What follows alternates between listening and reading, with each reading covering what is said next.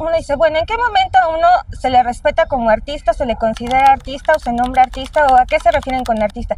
Desde el momento de la formación, desde el momento de la primera publicación en público, en un público, ¿cuándo, no? Mira, es muy difícil ahorita definir qué es arte y qué no es arte. Ahora ya no hay esos parámetros, ¿no? Porque yo creo más bien una expresión, cómo funciona en el entorno. A mí me gusta llamarme a mí misma creativa y no artista, porque muchas veces lo artista con A se refiere a temas que tienen que ver con cosas que no me representan como creadora. Y si soy artista, ya lo he dicho varias veces, soy artista con H de harta y no con A no con A, sino con H. Y como artista emergente, pues es complicado quizá encontrar lugares o personas que confíen en tu trabajo sin tener una trayectoria, sin saber cómo trabajas o cómo eres como artista, ¿no? Por esa parte. Y por otra parte también, si te dedicas a un arte que no es convencional, como yo, el desnudo, el erotismo, el cuerpo queer en general, pues es mucho más complicado, ¿no? De repente pareciera que solo existimos en el mes del orgullo. O sea, en el mes del orgullo es cuando ya de repente todo el mundo voltea y nos ve y es como, ay, sí, miren, aquí están, pero el resto del año parece que no estamos ahí. También me parece que justo de repente si el arte no se politiza y no tiene como una postura relevante en ese sentido, o sea, un tema que pueda ahondar bueno, invitar a las personas a que se cuestionen cosas, de repente como que solo es decorativo y eso pues no, o sea, creo que está bien, pero también creo que es necesario tener estas preguntas. Aún con el eco del conservadurismo viajando entre las calles de Puebla, creatives de la diversidad escriben, proponen, crean y figuran formas distintas para hablar tanto de la experiencia propia como de la colectiva. Cuando yo tenía 18 años había muchísimos lugares lenchos y lésbicos, así yo iba y estaba la Quimera, la Mariposa, la Hora Más Lesbiana y había lesbianas hermosísimas por todos lados.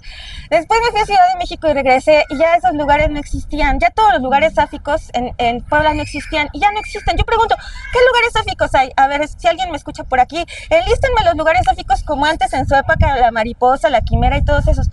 ¿Qué pasó en Puebla? Si se supone que el mundo se va transformando y se supone que están pasando los años y estamos avanzando. Pues yo no veo ningún avance. Yo digo, incluso ¿qué pasó con esos? ¿Qué pasa con la lesbofobia y la lechifobia, no? Entonces toda mi obra va muy alrededor de esa herida que tengo, de no encontrar más como esa comunidad lésbica, lencha en Puebla, ¿no? Que ya nada más hay muy poquitas colectivas y organizaciones y pues como en todos los movimientos hay peleas entre todis y faltas de acuerdo a veces. Nanay empezó porque yo no me identifico todo el tiempo como mujer cis, sino como una persona de género fluido. Entonces el don viene pues del don de ser yo misma y el don como don de señor, de don así como le dicen a los señores, de ¿qué onda don? Y así, oiga don, así pues como don Anaí. Y aparte porque es muy contrastante, o sea, porque rompe mucho con la dicotomía, porque si tú te esperas que a alguien le digan don, dices, pues ha de ser un señor, y te encuentras a una morra que habla, y es toda morra, y dices, ¿qué? Y entonces dices, ¿qué es eso, no? Y en contextos como el poblano, y estos que son como mis barrios de Puebla, del centro de Puebla, pues siempre la gente se queda haciéndose la pregunta, ¿no? O sea, esa pregunta y muy poca gente se atreve a preguntar por qué, ¿no? Freelanceo como camarógrafa principalmente, pero también postproduciendo. Y ahorita estoy dirigiendo y produciendo mi primer largometraje. Anteriormente he hecho puros cortometrajes y estoy haciendo mi primer largometraje de mi autoría y de mi producción, que comencé desde 2012. Y bueno, pues ya estoy este mes es la etapa final de rodaje y pues en eso me la vivo, ¿no? O sea, freelanceando para sostener el proyecto y también realizando acciones como para buscar fondos para el proyecto. Y es muy complicado. Sí. Yo comencé a publicar a los 20 o 21 años cuentos en libros y en suplementos literarios como Crítica de la UAB y así en otros suplementos literarios. Empecé a escribir poemas cuando tenía unos 12 o 13 años, pero no se los mostraba a nadie porque me daba muchísima vergüenza mis sentimientos como lesbiana en el centro de Puebla, estudiando en el Aparicio, que está muy cerca de aquí. Toda la vida ahí, era para mí muy, muy difícil poderlo llevar. Entré desde la literatura al mundo creativo. Ya después como que habían profesores en la licenciatura en comunicación o mis amigos o mis amigas que ya trabajaban en varios medios o así, me decían, oye, es que tus cuentos son muy cinematográficos, ¿por qué no los metes a esta u otra convocatoria para que los vuelvas guión y hagas cine? Y dije, hago proyecciones de mis cortos, no solamente para recaudar fondos o para vivir y comer, sino también porque me interesa generar integración entre las longitudes y que la gente no tenga el prejuicio de que, por ejemplo, yo por ser lesbiana voy a odiar a todos los hombres, ¿no? O para nada, ¿no? Y muchas veces en contextos como el centro de Puebla hay mucha desinformación acerca de eso, ¿no? Entonces, si hago proyecciones y ya respondo preguntas y también va la banda lencha y también la demás banda de la diversidad sexual. También se piensa que por autonombrarse lesbiana o agruparse con longitudes es porque las demás personas no nos importan o porque es una cuestión de pelea de poder o de dominio, y pues no. Recaudando fondos para mi película que estoy haciendo desde 2012. Entonces, si les interesara aportar, búsquenme en redes sociales como Don Anaí, así en todas mis redes sociales, y ahí se van a enterar de todos los eventos que estoy haciendo como de incidencia social y de las presentaciones de mis cortometrajes, donde pueden conocer más de lo que hago, y si quieren también aportar a la causa, me buscan y les paso mi cuenta de PayPal y se los voy a agradecer muchísimo porque como lesbiana de clase social baja trabajadora del centro de Puebla es casi imposible vivir. Y en Puebla vivimos todos en la incertidumbre de quién sabe, de vivir por pura suerte, la verdad. Es un lugar muy, muy tremendo, pero bueno, aquí nací y de aquí soy. Gracias. Quiero ubicar como ya por mi entrada digamos como que formalmente al rollo de la creación artística, cuando yo era adolescente, cuando cursé el diplomado de escritores en la SOGEM, aquí en Puebla, que estaba coordinada en ese entonces por la universidad y por la SOGEM de México. Fui la primera generación, ahí yo definí como que mi vocación con respecto a la dramaturgia, porque yo escribía novela, entonces yo llegué con mi novelota, ¿no? Ahí para presentarme, pero ahí gracias a todo lo que yo conocí ahí, definí mi vocación por la dramaturgia. Trabajé como actor en La Cuchara en 8 montajes, pero al mismo tiempo yo ya escribía teatro. Escribía teatro breve, teatro un poco queriendo romper con las estructuras desde la forma y el contenido. Honestamente me alejé de la vida de la administración pública. Me apasiona mucho la docencia, además, ¿no? El último montaje que hice, pues nos hicieron favor ustedes de documentarlo, fue El amor en los tiempos de Grindr. Introduje en la dramaturgia, no solamente poblana, sino a nivel nacional, un tema que no se había explorado en la dramaturgia nacional. Entonces me dieron una beca porque introduje ese tema, ¿no? Que es el tema del bareback, que es el sexo, tener relaciones sexuales sin protección, sin condón, en donde hay riesgo de contraer VIH. Y esto me surgió porque aquí en la ciudad de Puebla, ahorita ya hay como 3 lugares, pero cuando yo escribí la obra, había un lugar aquí cercano, cerquita aquí, en que se llamaba la Mansión Bareback, en donde se juntaban chicos de prepa y de universidad, así clase medieros, ¿no? Casi junior, que iban y tenían relaciones sexuales, y la condición que ponían, el chico que convocaba, era que fueras delgado y que no usaras condón. Y se arriesgaban, ¿no? O sea, sabiendo que podían. Entonces yo dije, ala, eso me parece, o sea, no me espantó, pero me pareció una actitud como, no sé, desafiante, ¿no? Era una postura hasta política de los chicos, ¿no? Entonces yo me dediqué a hacer una investigación antropológica, médica, psicológica y hasta económica, ¿no? De decir, bueno, ¿cuál es el pensamiento? ¿Por qué? Lo aterricé en 3 obras. Las puse en escena, ¿no? Una se llamó Bare, la experiencia sexual más extrema jamás contada, Junkie Escort, sexodosis, sobredosis, y la última fue El amor en los tiempos de Grindr. Ese fue el último montaje que hice. Después que en mi teatro siempre he tratado de tocar temas periféricos. Esos temas que son como escandalosos, como que espinosos, pero que están en la periferia, que no están que se salen de los discursos del poder, ¿no? De los discursos que hay en la actualidad, de los discursos artísticos, de los discursos religiosos, sociales, de esos temas de los que no se hablan, pero que están generaciones, y todo el contexto social que estamos viviendo como sociedad está requiriendo y reclamando un nuevo lenguaje escénico que los creadores no tienen el tacto para percibirlo. Yo creo que el mes del orgullo, creo que también tiene que ser un motivo para echar luz no solamente a los compañeros que salen a desfilar, que son una parte, ¿no? No somos todos, Sí, exactamente. pero son una parte, porque también hay que hablar del orgullo de ser personas, del orgullo de ser una persona que ve una sexualidad diferente a los del siglo pasado. La sexualidad se vive de una manera completamente diferente. Los chicos viven su sexualidad de una manera completamente diferente, completamente diferente. Entonces yo creo que el mes del orgullo, que es este, tiene que ver con la creación, sí tiene que ver con la creación, pero tiene que ser una creación inclusiva, ¿no? Una creación inclusiva en donde se consideren los nuevos comportamientos, las nuevas sexualidades y la nueva manera de percibir el amor, de percibir la sexualidad y de percibir a la sociedad y de percibir la vida en general. Yo me siento, a propósito del mes del orgullo, pues no sé, sí orgulloso, pero más que orgulloso, me siento satisfecho, ¿no? De ser como soy, de ser quien soy, de hacer lo que hago, de lo que he hecho. Y creo que como persona de la comunidad he aportado cosas. Bueno, por ejemplo, cuando estuve en la administración pública hice cosas buenas, nuevas, innovadoras, como creador también y como un ente social también, ¿no? Me gusta apoyar causas sociales y me gusta trato de ser una buena persona, trato de ser una buena persona, eh, y trato también de fomentar el respeto hacia todos, ¿no? Entonces creo que el mes del orgullo también tiene que ser el mes del respeto, al respetar a quien seamos por quien somos, por lo que pensamos, por lo que podemos hacer y no por lo que nos gusta en los términos sexuales, ¿no? Como me dedico principalmente al arte del desnudo y del erotismo, principalmente masculino, creo que el conejo naturalmente se representa como un animal que es de la fertilidad o muy, digamos, sexual. Entonces ahí lo relaciono mucho con lo que es el animal conejo y el animal humano, porque como tal, pues, como seres humanos somos animales, ¿no?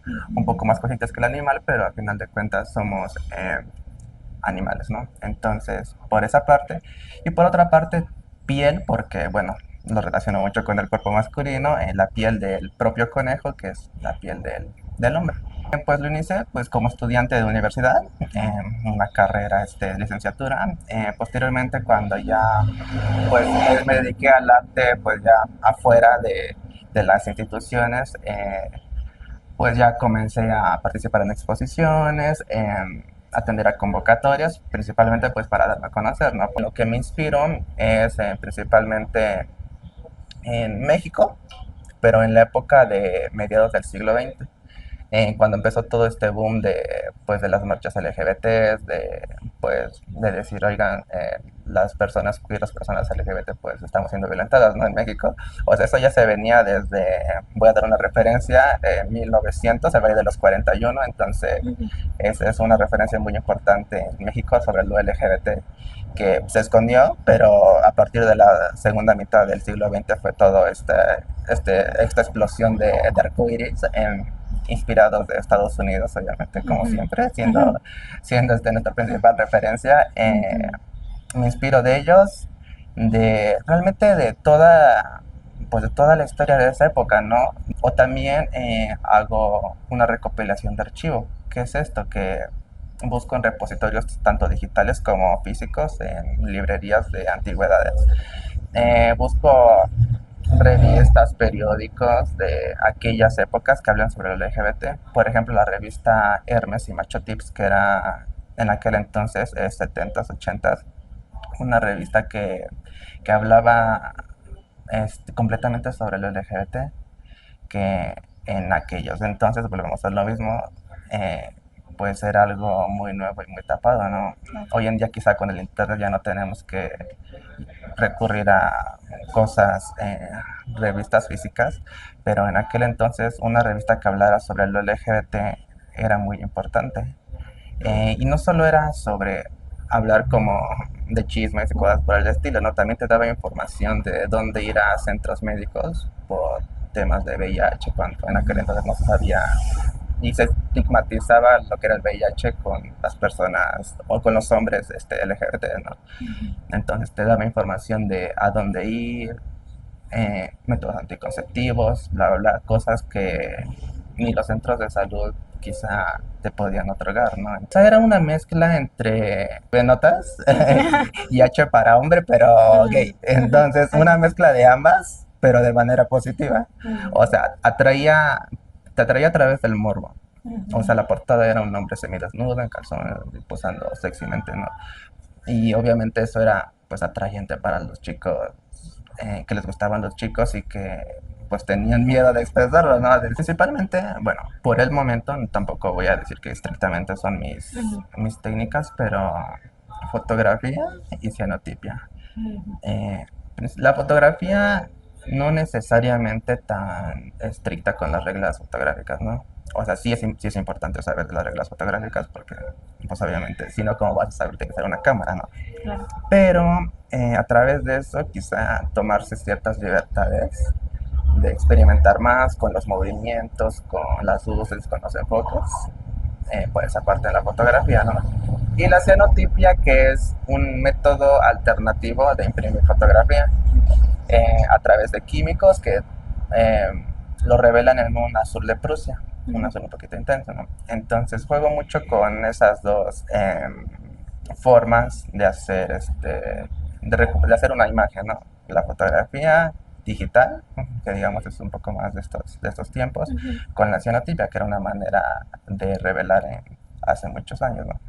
Entonces mezclo estas dos ideas con mucha coincidencia que la cianotipia sea en azul, ¿no? Porque el hecho de, estereotípicamente hablando, pues el azul es para hombres, ¿no?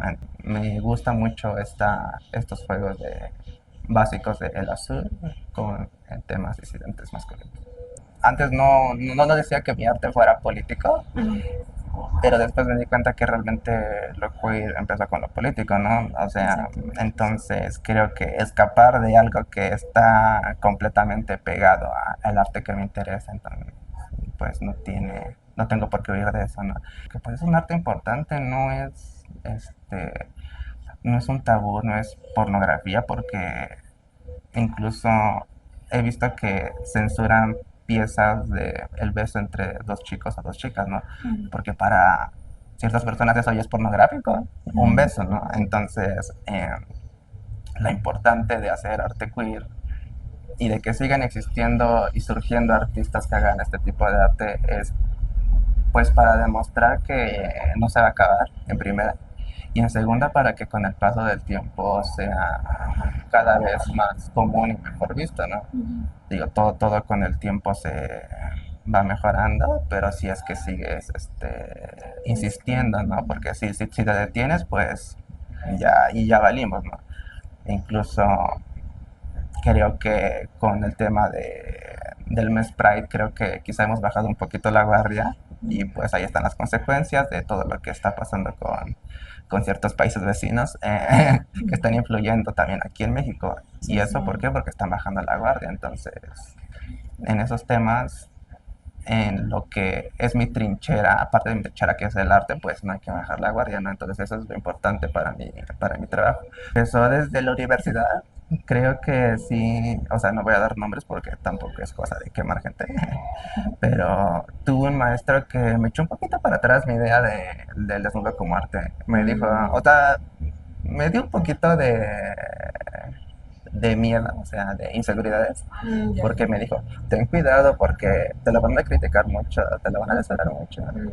Y yo, sí, pero no me digas eso cuando estoy empezando. Deja que yo lo averigüe y yo lo defienda, ¿no? Sí, me di cuenta que es muy complicado posicionar obra como no explícita, sino LGBT en general. Entonces, cuando yo estaba en épocas de carrera de licenciatura, no existían espacios galerísticos como los hay ahorita. Galería 16, Celia, los chicos de Ateria, de Arte en Ascenso, ellos no existían. Ellos surgieron por ahí de hace 2 años, si me equivoco disculpen, pero más o menos hace 2 años, ¿no? Y cuando yo estaba en la carrera, pues no tenía como que teníamos esta ventaja de tener este tipo de contactos, ¿no? Porque ellos son muy amigables con artistas emergentes y con artistas con nuevas propuestas súper locas y muy diferentes a lo que sería como que arte poblano. Cuando yo tenía que hacer una exposición en equipos en en la universidad nos topamos con uno que otro espacio que sí nos decía explícitamente, no quiero arte político, feminismo, ni cosas LGBT, ¿no? Así, explícitamente nos decían, ¿no?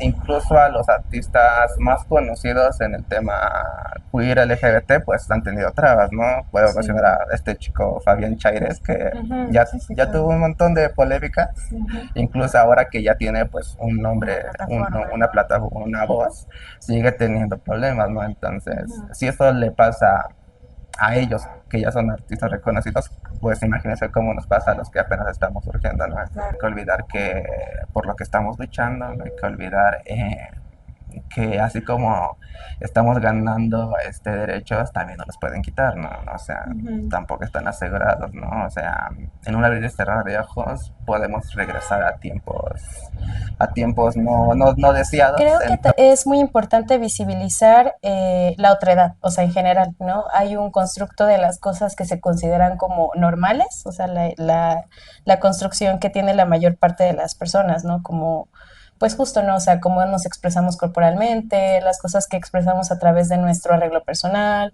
a través de nuestras formas de pensar, y de repente como que siempre me ha inquietado mucho que si uno no encaja, entonces es motivo para que te segreguen y te discriminen. Y eso es algo que ha impulsado mucho mi obra, ¿no? Staiku viene de la palabra staco, que de hecho también es el nombre de una huapanguera de la Sierra Norte, de Huauchinango, me parece que es, a quien yo conocí hace muchísimos años. Me gustó mucho su nombre y necesitaba un seudónimo para que no supieran quién era la persona intensa que en ese entonces escribía cositas. Entonces, de ahí salió un poquito Staiku, lo recordé mal, justamente, entonces se transformó de Staco a Staiku.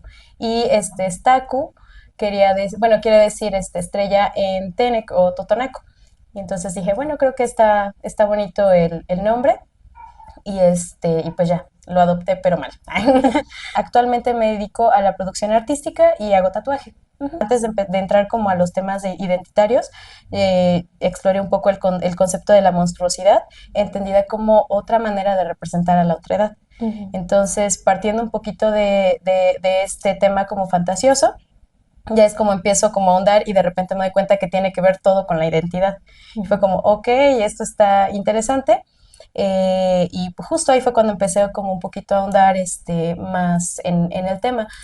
Todos los procesos que tengo son multidisciplinarios, entonces siempre trato de hacer que se junten varias cosas, ¿no? Creo que uno de los más presentes es el asunto de la ciencia y el arte. O sea, tal vez no hago, por ejemplo, divulgación científica, pero sí me gusta mucho estar investigando cuestiones sobre organismos, que habitan en la Tierra, también un poco sobre la cuestión biológica humana, y hay muchos temas que convergen, ¿no? Entonces, ahí es cuando de repente justo procuro que las piezas lleguen a ser un poco llamativas. El año pasado tuve una exposición que se llamó Percepción y Realidad, la experiencia trans, y en esa, por ejemplo, el acercamiento fue desde el arte lenticular y los anaglifos, o sea, este asunto de un poco del juego de la percepción, para hablar sobre las identidades trans, ¿no? Que justo también están totalmente atravesadas por el asunto perceptivo. Y, entonces como partiendo un poquito de estas cuestiones, como que he intentado integrar eso a mi trabajo. Nos nombran las instituciones, porque, por ejemplo, en el caso sobre todo de las personas que están como en un proceso no tan cercano al binarismo, o sea, ser enteramente, o bueno, en lo que en la concepción social se lee como hombre o como mujer, no siempre se respetan los pronombres que las personas eligen o incluso sus nombres elegidos, ¿no? Y dentro del trato de repente es complicado que en las instancias, sobre todo, no siempre hay sensibilización sobre estos temas, ¿no? Entonces, a veces las personas no se detienen a preguntarte, oye, y bueno, o sea, entiendo que legalmente te llamas de X forma, ¿cómo te gusta que te digan, no? O también, por ejemplo, el asunto de los pronombres, lo cual creo que también complica muchísimo las cosas, porque mucha gente piensa que es capricho, pero en realidad son cosas que las personas necesitan para sentirse bien habitando sus identidades. creo que ya hay un camino recorrido, pero todavía falta mucho por hacer, ¿no?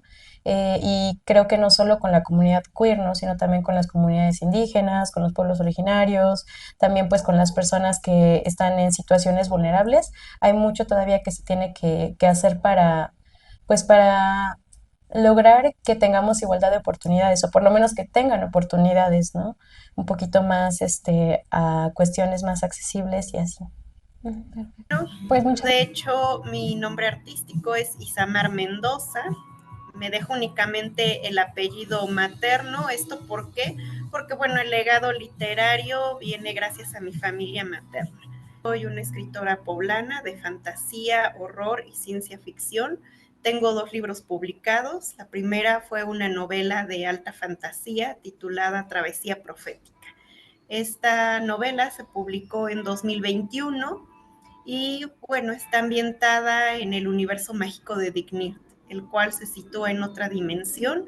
Es un universo literario de creación propia, algo que construí desde que tenía aproximadamente unos 10, 11 años de edad.